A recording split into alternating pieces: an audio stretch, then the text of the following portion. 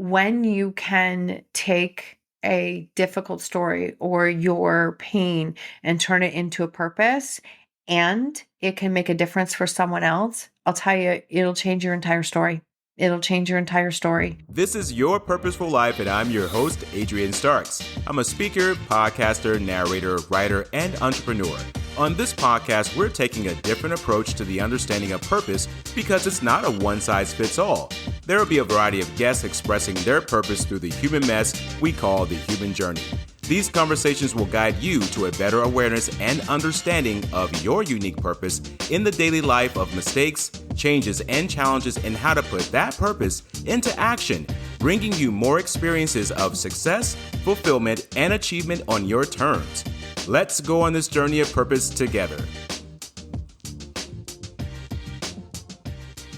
Welcome back, everyone, to Your Purposeful Life with your host. I am Adrian Starks, and it is here where we are changing the conversation around purpose, and we want to help you shape your purpose your kind of way.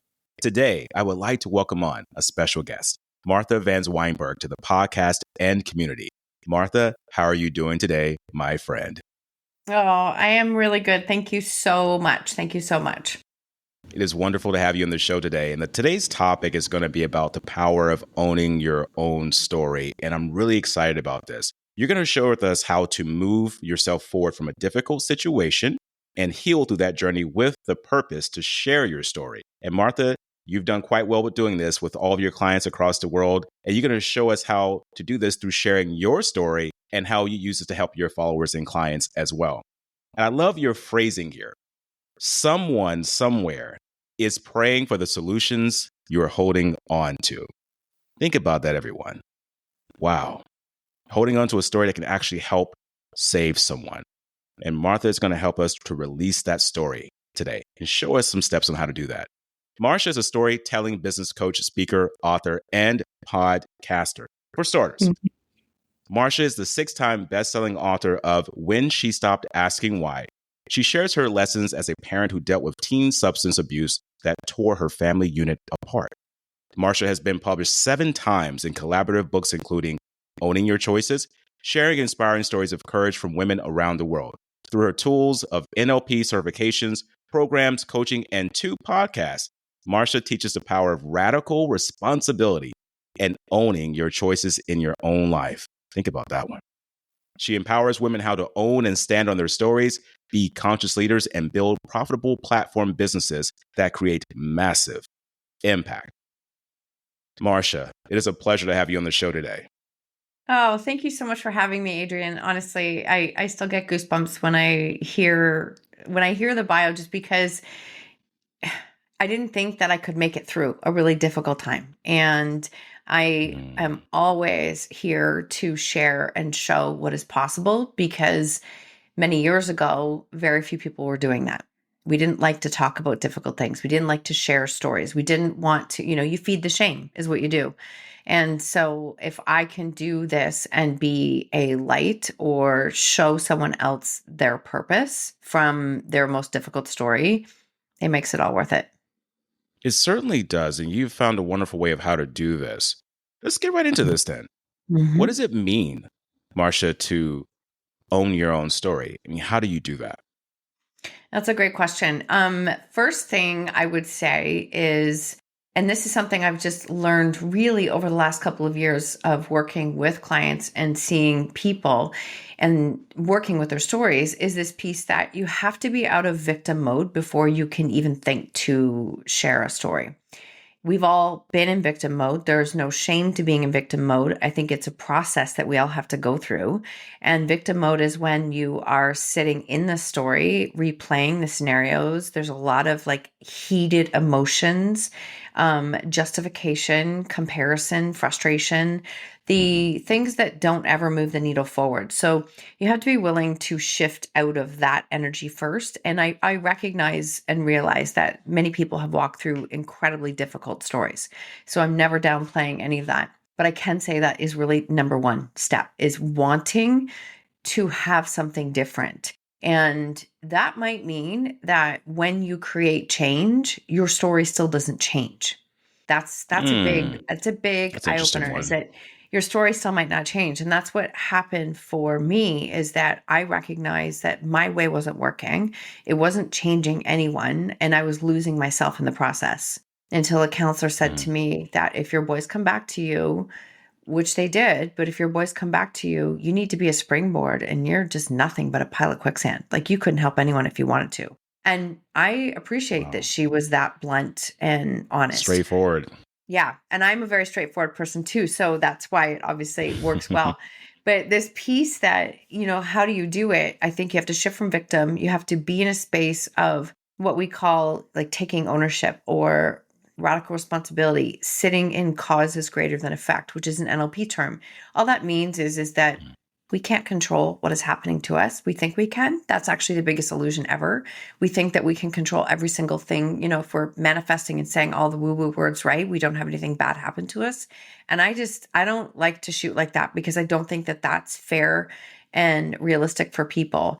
We can control a lot of things, but we can't control always what is happening to us. We can control how we respond.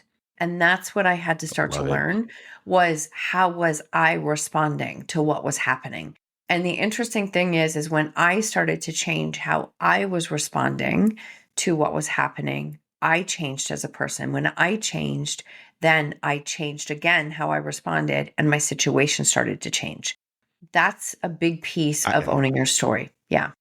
love it. And I love how you talked about the radical responsibility of sitting in the causes that are greater than the effect, and how that starts the changing process. I want to get back to you saying your boy is coming back to you, and the therapist who was very blunt with you and said you're not a Mhm. springboard, you're a pile of So quicksand. good. It was so good. It hit me too. I'm like, how dare you? But it's like, yeah, of course. You need to have that kind of that jarring of this image that you're holding on to yourself. So years ago, in the midst of dealing with this, first of all, how many years ago was it? And it was with teen substance abuse. Was it with one child or two children? What was going on with that, Marsha? So this started probably 10 years ago.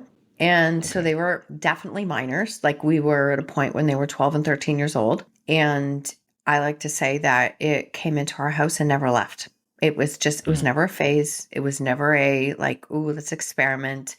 So many people would say that, all kids do this. And I understand that. I do. But when you start to experience, them not coming home for days, not going to school, not, like just such rapid behavior change, it wasn't just a thing anymore. It wasn't just a phase.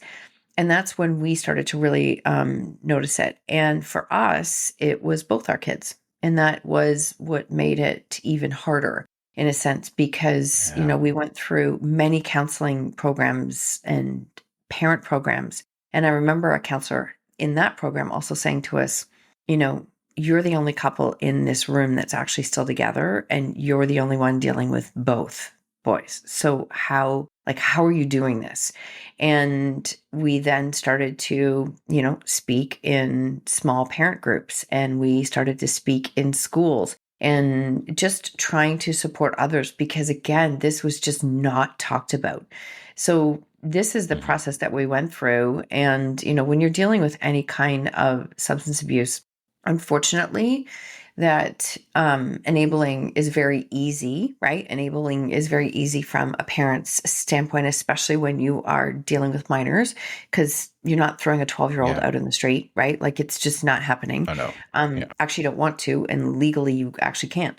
And so, Yeah. you're in that position, but then they were each other's enablers, which actually only amplified a lot of the problems that we had to deal with. So it was very much a rug completely pulled out from underneath of us. And then it was like, what do we do next? So I would say probably the first 3 to 4 years till they hit, that 15, 16, it was ugly. It was absolutely ugly.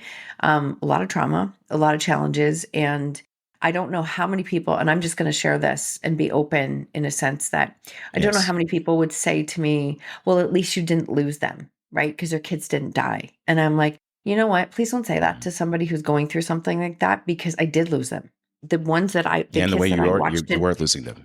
I did, yeah. And the ones that I saw in front of me, the kids I saw in front of me were not my kids anymore. They were not my kids anymore. And I actually had to let go of who they were and who they had become, and who I had to learn to let go of all that in order to move on.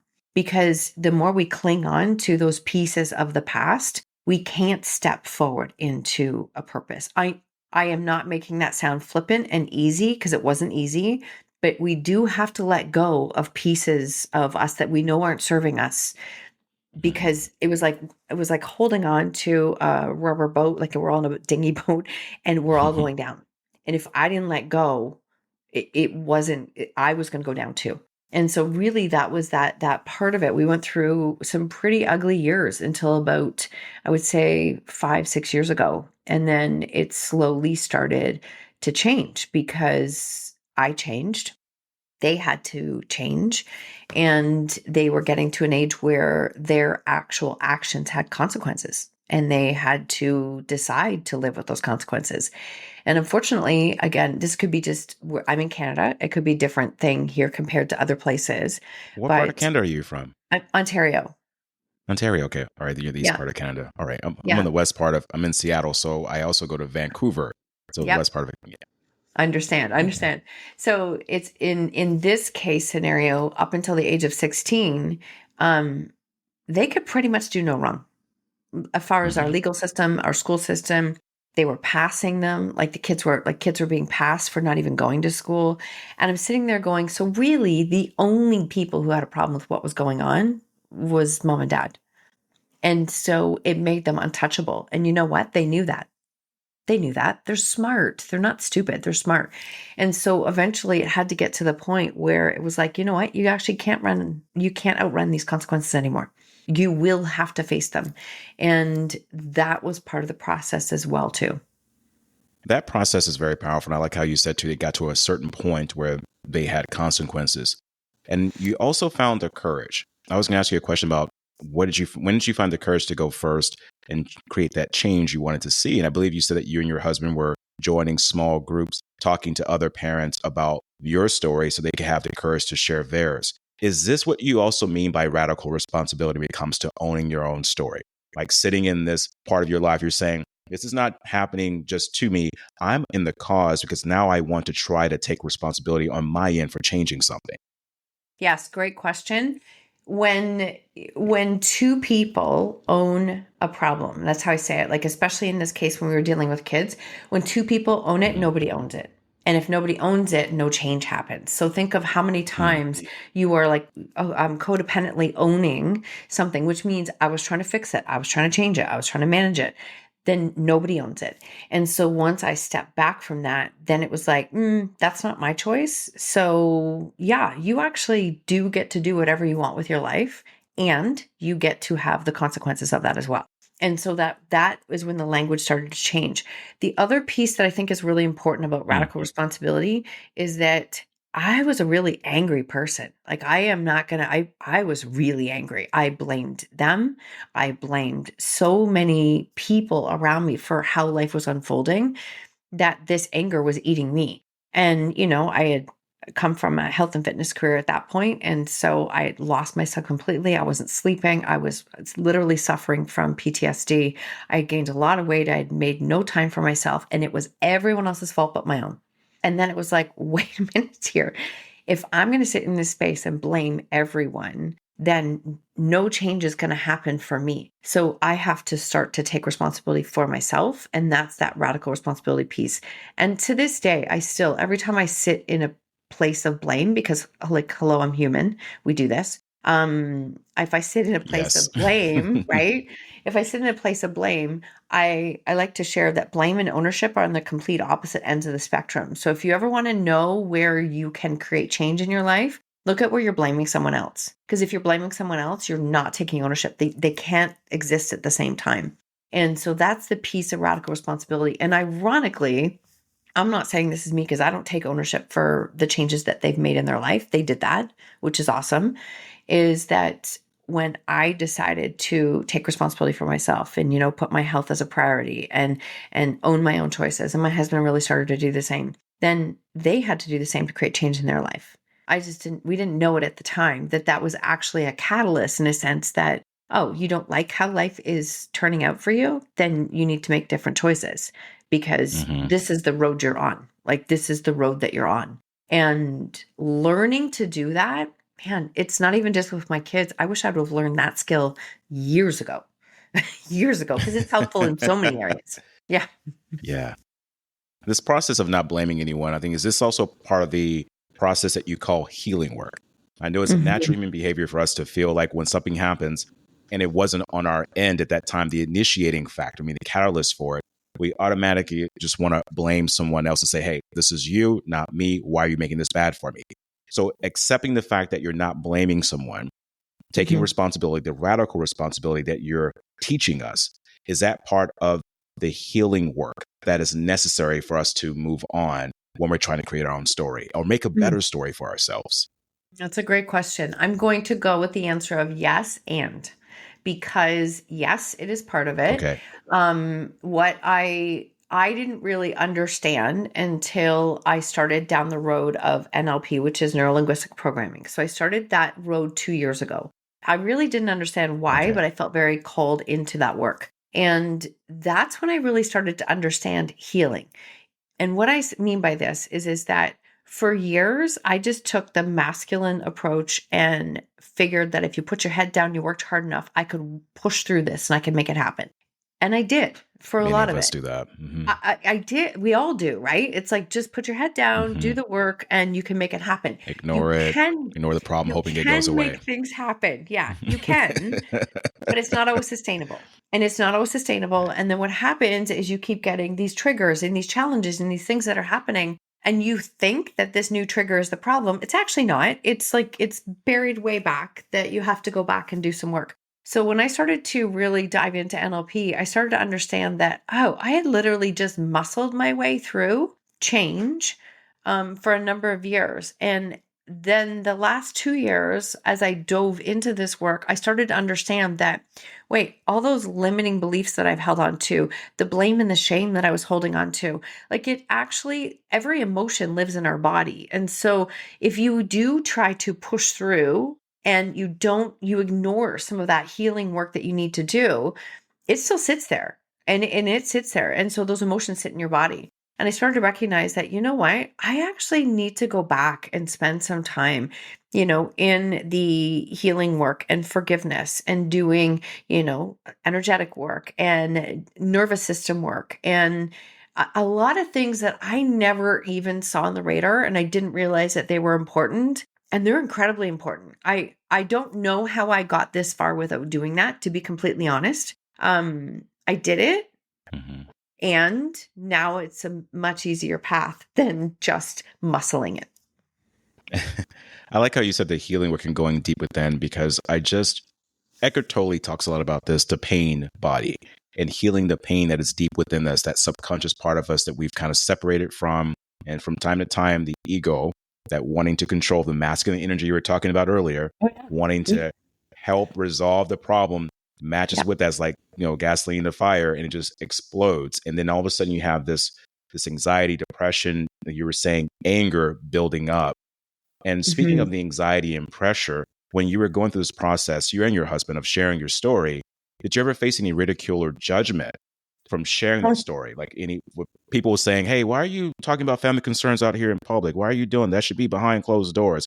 And if when you did get that, how did you handle the criticism? Did you just tell them shut up, or did you find a way to get through those moments in time of having those people see that this is a process that we're using to heal? It's such a fantastic question, and I've been asked it in many ways, and you asked it in a very unique way, and I love it. Was there judgment, criticism, opinions? Yes to all of that. Like yes to all of it. But that judgment, criticism was there if I was doing nothing too. Like I often say when you're living a difficult True. story, right? When you're living a difficult story, we didn't have to question what people were thinking and saying about us. They had no problem telling us. They had no problem stopping us in the store and yelling at us. They had no problem, stopping at a school event and saying it. And I know it sounds like I'm not angry with this because I've really had to learn to see and understand that our story scared the crap out of everyone. It really did scare people. And so Yeah. their reaction was all based on their own fear. And so all of that was there. Projection. Now, when I started, it really was, I didn't know what I didn't know. And that's a blessing. When I started to share in small, safe groups, right? Parent groups, people were coming in to look for solutions. I wasn't putting myself out on social media or doing anything like that. And I did my best to hide what was happening. And it wasn't hiding it. Like I really was very disconnected to what I thought people knew. So many people knew what was going on. And so I felt like I was hiding it, but I wasn't. And when I started to speak in safe groups, I started to feel this feeling of like, wow, like, okay, that actually feels better now that I've said it. I don't know why, and I didn't understand. And so I started to do more and more work and reading and understanding in shame research and what happens with shame. And I mean, shame is like one of the worst emotions we can absolutely hold on to. And shame loves secrecy, like loves secrecy. And it thrives. Mhm. Think of it like a virus or cancer that just thrives in secrecy. But the second you add a voice to it, shame, it just can't survive. It just can't survive at all. And so as I started to speak, I started to feel this feeling of like, oh, okay, that feels better. Like that feels better. I don't know what that means, but it feels better inside my body. And so we started to do this and we started to be in the space of sharing and coming out into this energy. And I just went, you know what? Maybe somebody reached out to me and said, would you speak on a small stage? And I'm like, all right, I guess that's okay. I'll try that. I don't know if that's, it was very scary at first. And it was a very, again, controlled environment. And I spoke on that stage and I probably had 3 or 4 people reach out to me like immediately afterwards Hmm. and say like, that's my story, but I've never told a soul for 40 years, for 50 years. I've never told anybody. And it started to blow Wow. my mind how many people were living in shame. And it was like, this is wrong. Like, maybe this is really not okay.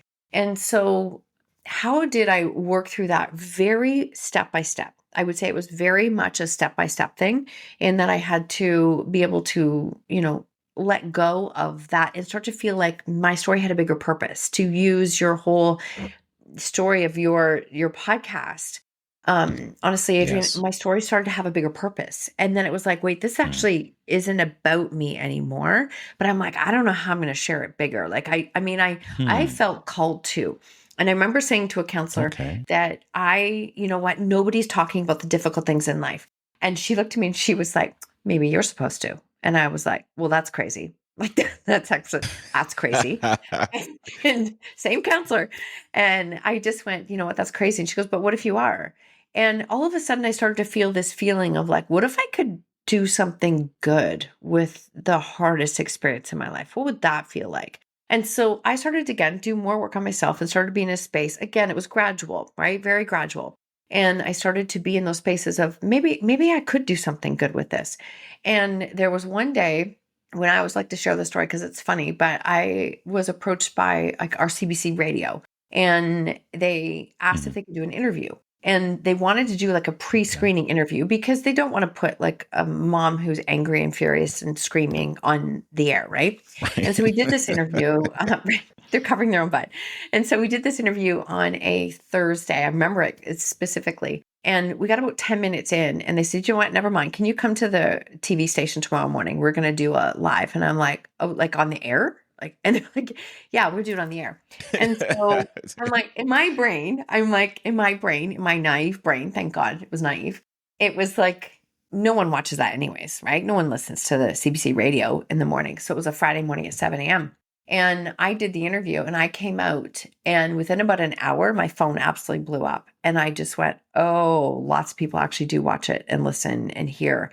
And it was a big blessing because I had so much support and it started to remind me that, you know what, maybe I'm not alone. Maybe this can be a bigger purpose. Maybe this can do something more. And so I slowly started to gain my footing, gain confidence in my voice, and know that it had a much bigger purpose outside of me. And it literally became a fuel for me to keep going. And as I started to share, I actually got more encouragement from people I didn't know than from immediate family. I'm just going to say that. I don't mean this, and I'm just being very real and honest. Me Yeah. sharing my story scared the crap out of my immediate family. Like my Can immediate, imagine, my yeah. parents, they're like, what's she going to say? Like, Because they're and operating from like the ego, right? They don't want to, they want to make sure their image is okay or that they're not going to be judged. So it's fear they're pretty much it's operating all from. fear, all fear. Mm. How does this make me look? And the other thing I want to share with this, because I think this is useful for people, I had to create I had to create boundaries, but I had to create a few sayings that I would use. And one of the things was that if you're not, are you offering to come and walk in my shoes, walk in my journey, live in my house so that maybe I could go get some sleep? So, oh, you're not? Oh, then I'm not interested in your opinion. I'm not interested. And then I have to use that one. it was really good. Like it, and you know what? With less reaction, right? Like the more it was just like, you're not offering to do that, then I'm actually not interested in what you're saying. And I had to come from that space, not reactive and angry, just it's just factual. And the more I started to honor my boundaries and the more I started to be in that space, that helped me to let go of the opinions of everyone else. And honestly, I'm so glad and grateful that I did that, because without writing my book 6 years ago, none of this would have come into place. And even today, when I get scared and I think, oh my God, can I actually do this? The doubt creeps in. I'm like, go back and think to that version of you 6 years ago who sat on her deck by herself and wrote her book, and who the family didn't feel it was a good idea, and how everyone else was scared.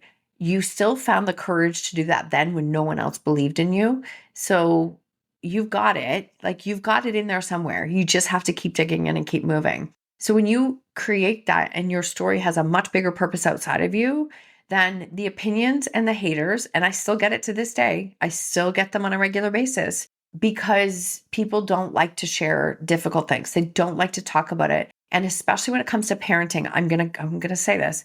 We think our Mhm. kids are an extension of us as a person and how well we've done. And so when our kids are or are not doing the things that we think look good on us, then we think that makes us look bad. Our kids are their own people, and they get to decide what they want to do with their life. And I think the sooner we can get to that space, it's good for everybody. It's really good for everybody. So I know that's It a long is. answer, but I hope that that gives some context. The last piece I would say on that is that if you are listening to this and you find yourself in a space of worrying about the judgment of others, I ask you to think of what are the things that people are saying to you. And I 100% guarantee you that you've already said them to yourself. No one judges you more than what you judge yourself. So Oh, no that one, is powerful. no one Okay. We've already said it to ourselves. We're our highest already. critics, actually. Yeah. Always. Always. And honestly, that's Oh when I my. started to listen to people and some of the words that they said. I was like, wait, I've already said that to myself. I've already Mm. said that. I've already said that. I've already said that. I'm like, why am I giving this person so much power? I've already done all Mm. those things. And that really put I judgment like that perspective. into place. It really was a switch that I still use to this day. Love it. You just shared with us something very powerful on how to share your story, but more importantly, how to get away from the haters and the people that are going to judge you because they're going to be there anyways, regardless. Mhm. And a lot of times, what I feel is that you are a mirror of what they would like to be, Right. but they're afraid to be. And when you Yep. act out in a certain way, they're going to automatically reject you. And Mhm. that's okay. Now, Marsha, when we're in this process, we're in the flow.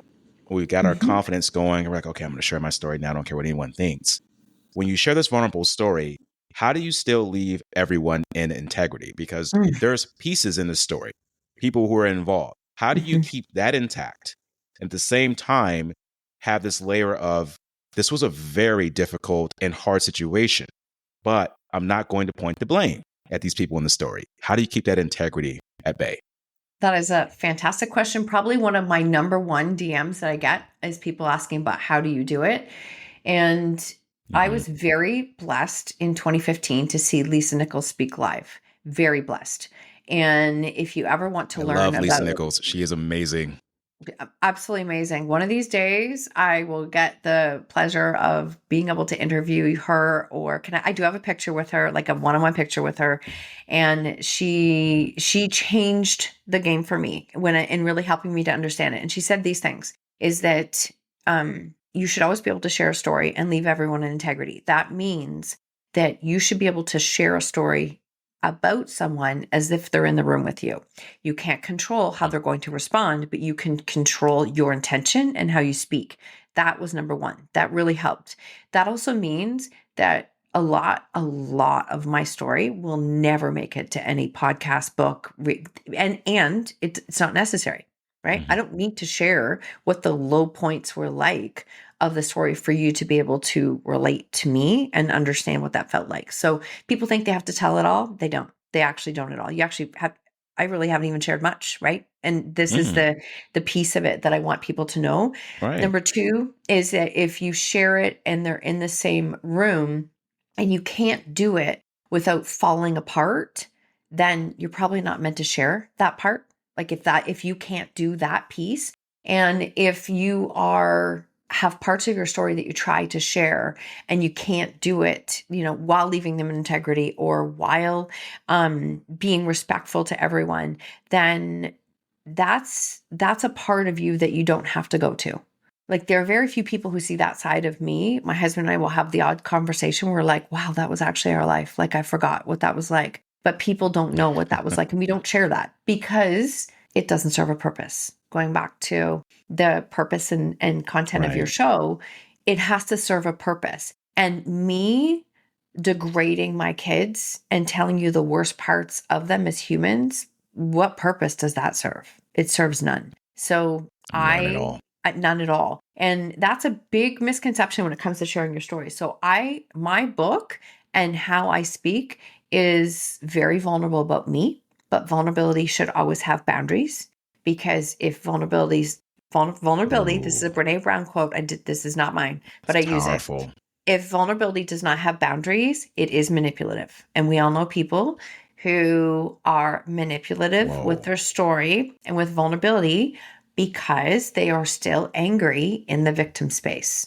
That doesn't create change. Wow. That is just completely powerful.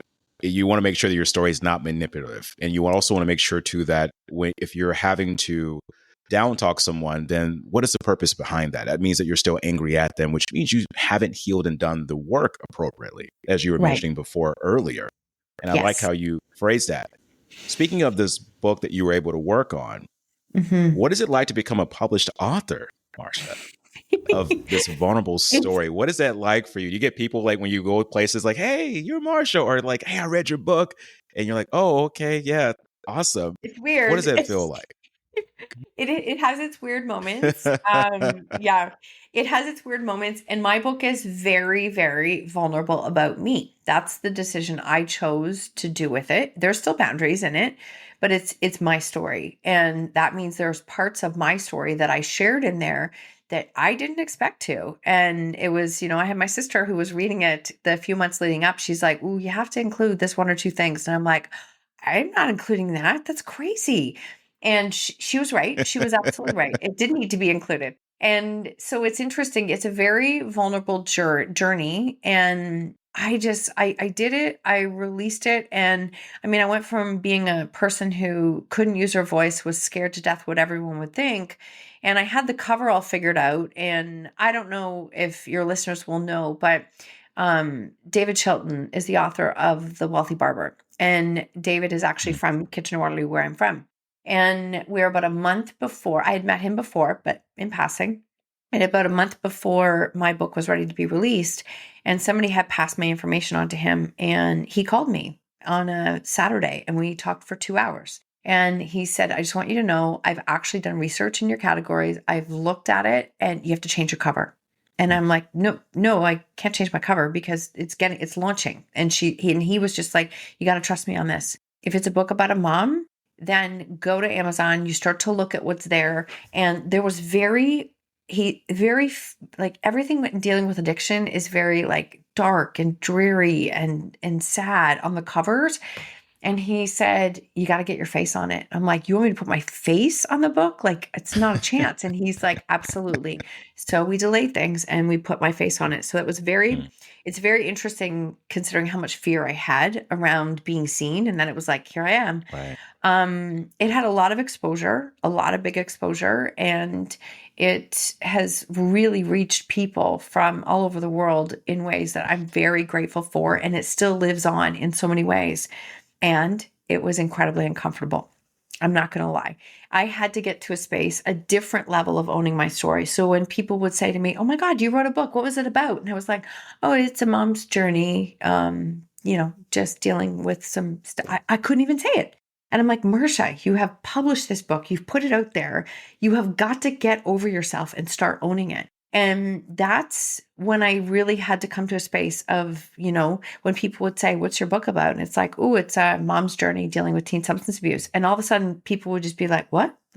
Like pin drop. So there's another example that when people are struggling with the judgment of others, especially if it's something personal, throw it into the conversation first because there's no room for judgment then. You've already thrown it out there. And when I started to do Okay. that, it got a lot easier to say, yeah, this is what it's about and this is my story. And so it was a journey. It was a very, very unreal experience. And I'm so grateful that I went down that path. Well, I'm so grateful you went down that path too, because if you didn't go down that path, you wouldn't be here today sharing your story with us and showing us how to share ours with vulnerability, but also with a sense of respect and boundaries Mhm. for the people that are concerned. This is amazing. How can our audience today find out more about your books, Marsha, and also where to find you and your next projects coming up? Thank you so much for asking. I've made it very easy because I have a very long last name. My everything that you could find Okay. me on, right, on my website, Which I know how to online. pronounce, Vans Weinberg, right? Say it again. Vans Almost. Weinberg. Yeah, Van Weinsberg. It's okay. The S is in a weird spot. Van Um, Weinsberg. there you go. There you I go. You tried. got it. You Okay, I'm got gonna it. be quiet now. Actually, this happens a lot in podcast episodes, so it's all good. Um, Everywhere, if you go to Google and you start typing Marsha Van W, it pretty much is me. It just comes up, which makes it really easy. So Van W is everything is there. That's my website. That's everywhere on social media. You will find me at Marsha Van W. And my podcast is called Own Your Choices, Own Your Life. That's my solo one. We are Okay. just releasing episode 500, which is so funny because again, Congratulations. thank you. People thought that was a crazy, stupid idea years ago. Like, who's going to come online and share difficult stories? Lots of people. so, Lots of people.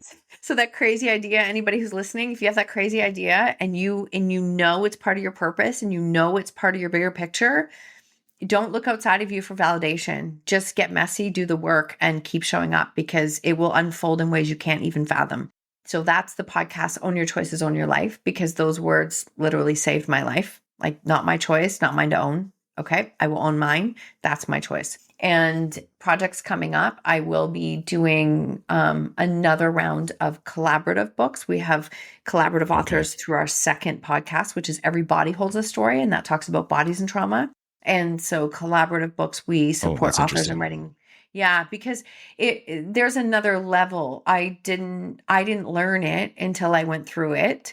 In the sense that, we hold that trauma in our body. We hold those stories in our body. So how can we change that? So everybody does hold a story. And so that's the collaborative books. We'll be doing a solo book project this year. And the other is I have just finished becoming an NLP trainer. And so I'm running my own coaching certification to help people to find their voice, especially when they are dealing with, difficult stories. So we named that certification Outspoken because it seemed just too perfect not to use it. So Amazing. Thank you so much for sharing that with us. And I'll make sure this is in the show notes of this podcast. And I have one more question for you that I ask all my guests, Marsha. Mhm. What does living a purposeful life mean to you? Mhm. I knew you were going to ask this, and I had this moment of like, what am I going to say? I'm just going to trust my gut. I'm going to trust my gut here. You knew it was I coming. love the, yeah, I know. I love the final questions, Adrian. I do. I love the final questions. What does it mean to live a purposeful life? It is, I want to be able to look back and know that I didn't stop myself, block myself from doing what I'm here to do, right? Like doing what I'm here to do. And that means following that path that maybe not everyone's going to agree on, but I know that level of fulfillment is going to be there, and it is there. And that's what's important to me. I want to be able to look back and know that I made a difference, and people will remember me for a legacy that I have opened the door and allowed others to be able to walk through, right? Giving them permission to change that story, to be a voice, to help others, to create impact. I just think it really is sitting. If I look back and if I look at it and say, sitting at the end of my life and going, do I have any regrets? The only way I can actually work through that is to do it every single day, is looking at today, going, am I living in my purpose today? Where am I blocking myself? Where am I hiding? Where am I not showing up? And allowing myself to lean in, because when you can take a difficult story or your pain and turn it into a purpose, and it can make a difference for someone else, I'll tell you, it'll change your entire story. It'll change your entire story. And I mean that when you said in the beginning, like someone somewhere is praying for the solutions you're holding on to, that comes down to your purpose. And in your words. Yeah, it really does. And I tell you, that's what I want to know and trust is that I stand in that purpose every single day. I love it. What a wonderful answer. And Marsha, you've been absolutely incredible today on our show. And I'm so happy to have you here. And we got to do this again, my friend. Thank you for being here today. I would love that. Thank you so incredible. much for having me. Thank you so much for having me. You're welcome. Thank you for listening to Your Purposeful Life today. And I'm your host, Adrian Starks. Download this podcast on any platform of your choice by going to our website, yourpurposeful.life. Join me on my social media channels and be a part of the Your Purposeful Life community. Subscribe to our YouTube channel and hit that like button with a purpose. Let's help you shape your purpose your way.